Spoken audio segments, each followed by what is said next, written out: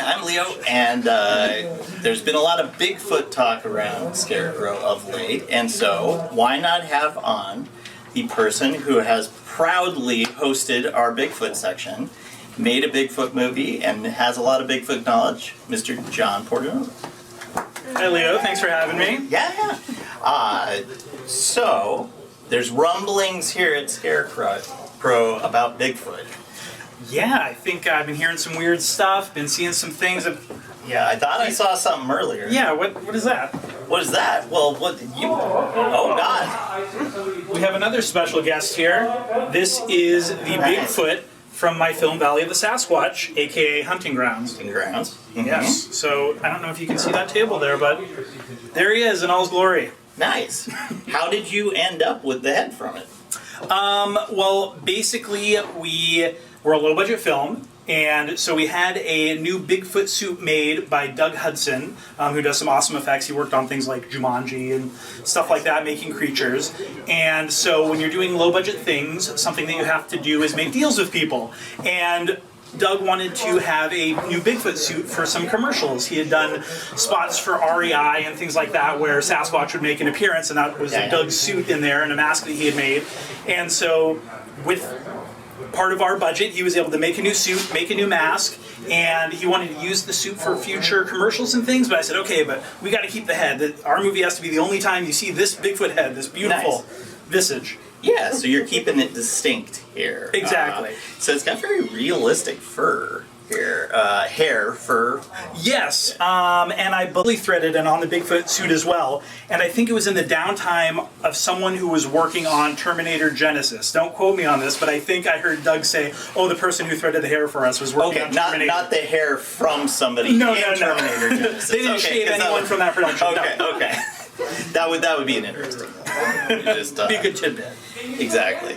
Well, it's a very nice, realistic mask, and you can see it in the movie Hunting Grounds. So, how was your experience making a Bigfoot movie?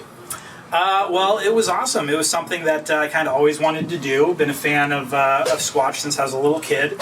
Harry and the Hendersons really inspired me to get into, reading as many Bigfoot books as I could, hanging out in the 001 section of the library, looking at all the paranormal stuff there, watching other Bigfoot movies, and there was a lot of true stories that I had read or seen referenced in documentaries that I kind of wanted to thread a narrative around. So there's a few true stories like the attack on Ape Canyon where the miners were attacked by a group of Sasquatch, or the story of Albert Ostman who was kidnapped by a Sasquatch for a night. And so I kind of took my characters and the drama they're going through and wove in these real stories that had kind of fascinated me for years. Nice. So integrated them in there. So what movies did you research? Did you have any stylistic references that you were going for? And they don't have to be Bigfoot movies. Well, one thing that you can see from the mask here is that it is in fact a mask. We wanted to be able to see the performer's eyes, and so that was something right from Harry and the Hendersons. I still think that Rick Baker's Squatch in that movie is the best that's been on screen, and Kevin Peter Hall's performance is awesome, and a lot of it comes from the fact that you can see his eyes. That movie is unsettling in how you, at some point in that movie, cease to think of it as being a creation and just start accepting it as a character. To me, when I watch that movie, I don't think at a point that I'm watching somebody running in an outfit or watching a CGI thing or something like that. I'm watching a Harry. It's pretty amazing. Sure. It was great, and that's why I think it did such a good job that when most people think Bigfoot movies, they might just think of Harry and the Hendersons and be like, well, that's Bigfoot movies. They don't know the history of all the other things like the Yeti movies or the docudramas and the horror movies, all that kind of stuff. But as far as stylistically, another thing we wanted to do was sort of keep it realistic as you can with a Bigfoot suspense movie. And so a lot of that went into the visuals as well. One movie that me and my cinematographer, Jeremy Berg, would reference was American Graffiti, and how it had kind of a documentary style with the lighting. The blacks are black. When Terry the Toad is getting freaked out in the field, it's just blackness behind him. It's not blue like a nice, Dean Cundy night or something like that we love. But we just thought, okay, we're kind of treating Bigfoot a little more realistically. We're telling a dramatic story. Let's try to light it so that it sort of feels like, maybe something a little more documentary style, even though we weren't making a mockumentary, which a lot of 70s Bigfoot movies were.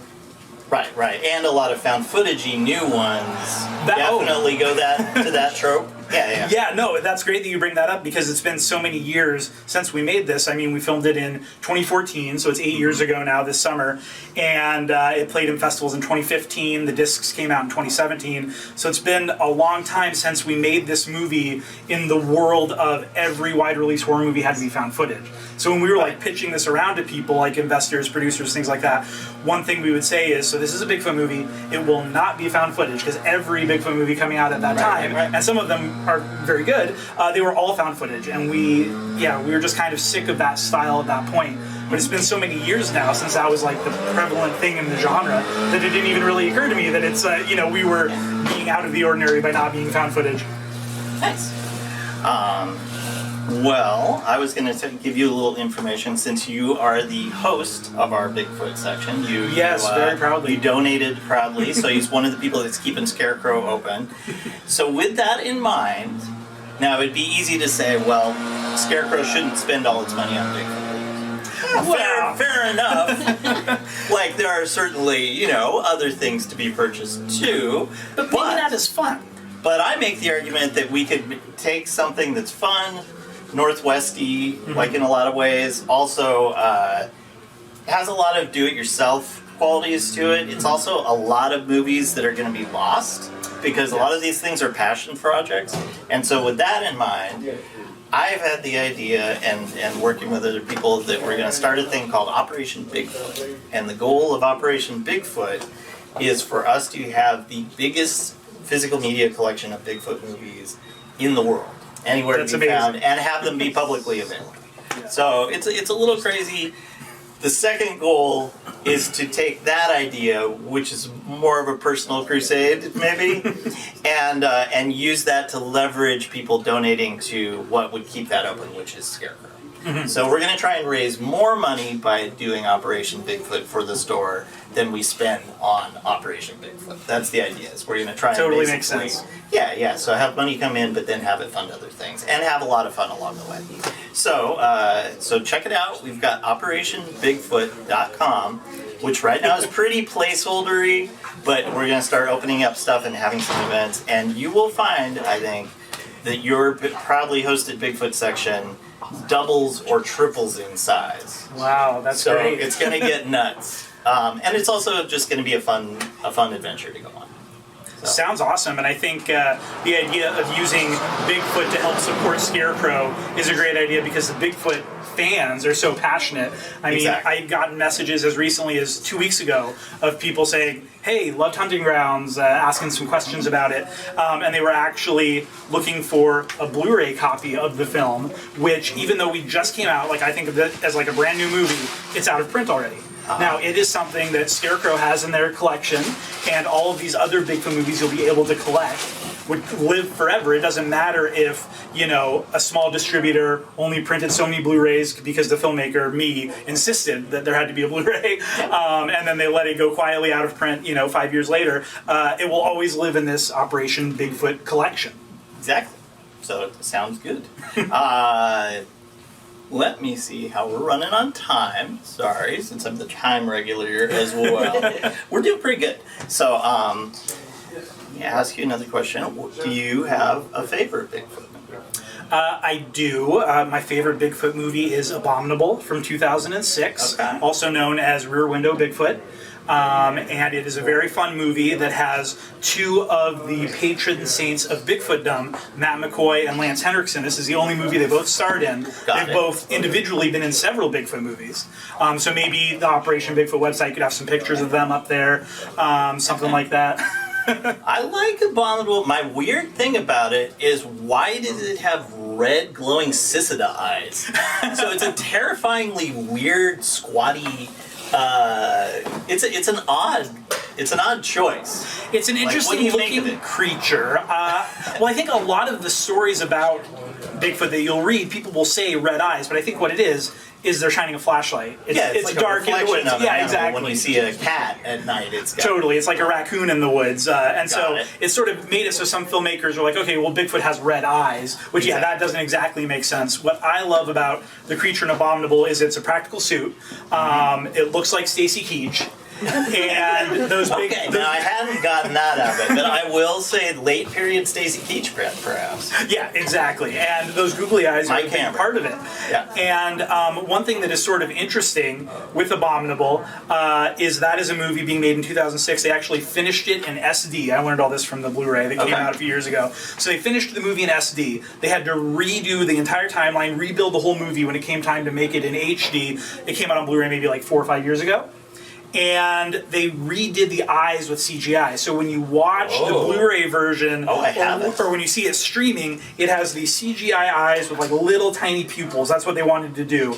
And it's an interesting idea, but when I rewatched it in the lead up to this whole Bigfoot soiree we're doing here, I made sure to watch the standard definition version, which is also on the Blu-ray, that has the original bulgy Stacy. I saw it in the theater, so I had no. Weirdly enough, I saw it in a theater with only one other. My friend and I went in, and it was just an empty theater, and the theater hadn't received like a promotional poster or anything for it, so somebody had hand drawn a Bigfoot and put Abominable on it on the theater entrance.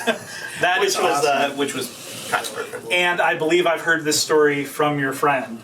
Oh, really? Yeah, I think CB is who you saw it with? No. Oh, I saw it with my friend Kevin. So. Oh, okay, got it. Yeah. Well, or he went and saw it because me and Kevin went and saw it, and then he went and saw it. Got it. I remember hearing that, Leo saw Abominable, known as in the theater, because I was extolling its praises. Okay. And local filmmaker CB Shama told me that Abominable was not good, and that I was silly. But I think it's very fun. We can have a debate about it. Yeah.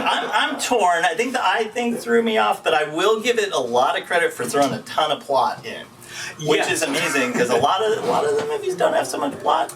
That's true. The horror movies can just be, kill scenes with the Sasquatch rampaging for no reason, which sort of doesn't make sense. Like, we think we would know they exist if there's just leaving dead bodies everywhere they go. Yeah. And then the family movies will just be like goofy scenes of Bigfoot with sunglasses, Bigfoot with the Walkman, and so plot isn't the strong suit of Squatch cinema. That's true. Yeah, and you would think there'd be more sex tapes leaked if there were all these Bigfoot erotica ones that have been coming out. So that's a thing like. Kim Kardashian with a Bigfoot or whoever, but not yet. It hasn't been released yet, but Operation Bigfoot will dig it up if it exists. It could. All right, well, I think we should wrap it up and let these folks get back to doing their thing. All right. But thanks for coming in. That was great. And we're going to make you proud with that section. Thank you. I'm very excited. Love Scarecrow Video. Love the Bigfoot section. And I think I might be the only person who is sponsoring a section that has their movie in it, which is one of my proudest moments is when I saw that. Okay, if you are watching and you've sponsored a section and you have a movie in it, this is a challenge. Or if you're watching and you made a movie but we don't have it in our section, that's a challenge to get it in our section and then sponsor it. Whoa. That's very complicated. Yeah, that's a good one. All right, well, thank you so much. All right, thank you.